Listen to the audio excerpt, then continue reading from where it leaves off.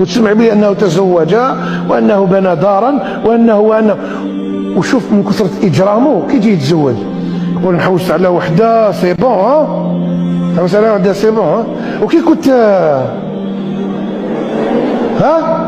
شوفوا الكلام، لو كان نحوس على وحدة تاع الدار وحدة نسبق لهاش وكي كنت داير هذا الشيء في بنات الناس ألا تتقي الله؟ وهذه فاتورة لازم تخلص عليها، كما تدين تدان. أنا ننصحك وبالدارجة وبالجزائرية أحفظي دينك وحفظي عرضك، والمرء على دين خليله فلينظر أحدكم من يخالل.